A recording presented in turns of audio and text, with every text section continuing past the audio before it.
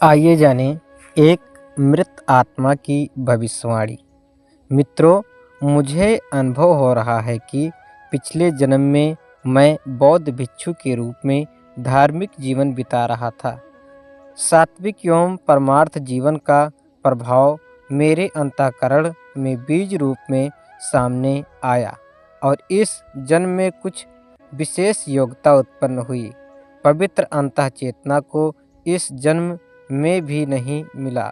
लोभ मोह व्यवहार को तृष्णा तृप्त करने वाले आकर्षण अवसर भी आए। उन्हें प्रभावशाली होने के कारण समाज सेवा और परमार्थ परायणता को प्राप्त नहीं किया गया। न्यूयॉर्क शहर के कैटस्किल माउंटेन क्षेत्र में रहने वाले विलक्षण प्रतिभा चित्रण डैनियल लोगेन का है, जिसमें से एक प्रकार का पत्थर भविष्यवक्ता भी कह सकता है। इस प्रकरण में उल्लेख किया गया है कि पीपुल्स यल मेनेक नामक निर्माता द्वारा डेविन वालेक निस्की और इरविंग वालेक का विस्तार किया गया है।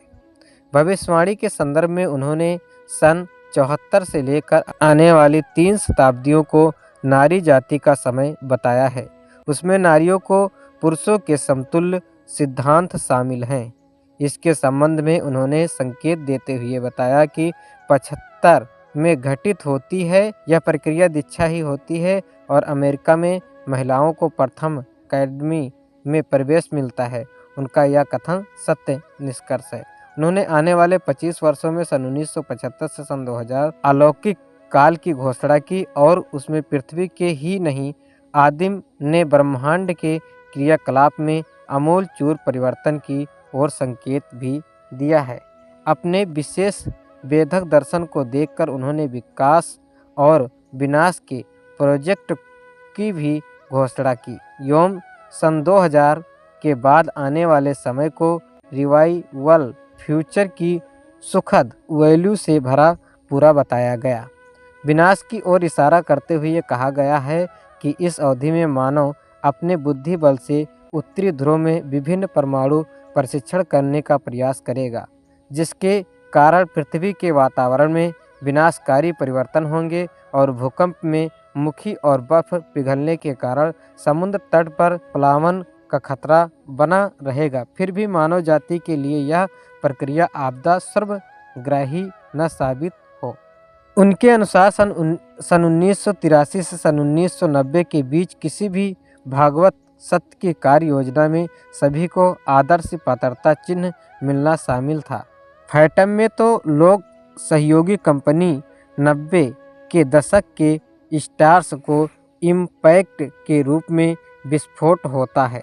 उस अनूठे संप्रदाय में किसी भी धर्म संप्रदाय जाति भाषा का समर्थन नहीं किया जाएगा।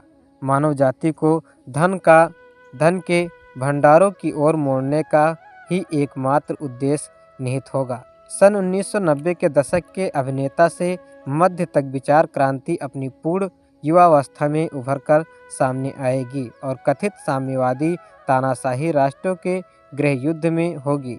जनशक्ति में वह स्थिर दृष्टिगोचर होगी, जिससे वह सत्ता को अलग कर देगी।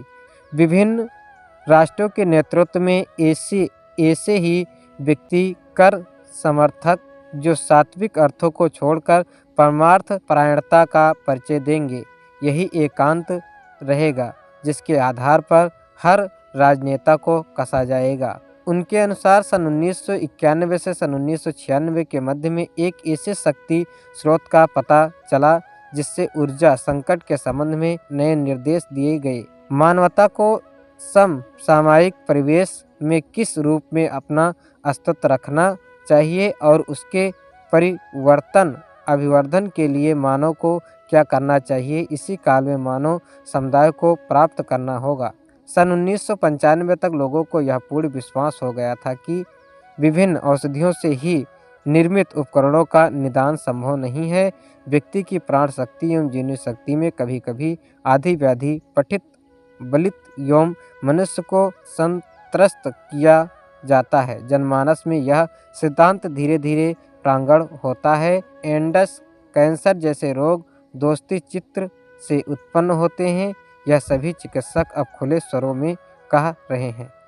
इस प्रकार डैनियल लोगेन ने अपनी भविष्यवाणी में लगभग वो सारी बातें कही जो आए दिन अपनी सूक्ष्म दृष्टि के आधार पर कहते आए हैं। यदि आने वाले समय में उनका उकेरा हुआ वर्णन सत्य सिद्ध होता है तो उसका ब्लूप्रिंट अदृश्य जगत में पहले ही तैयार हो जाता है। एक सामान्य और सूक्ष्म दृष्टा में यही स्थूल अंतर है। लेखक पंडित श्री राम शर्मा आचार्य। ओम शांति शांति शांति।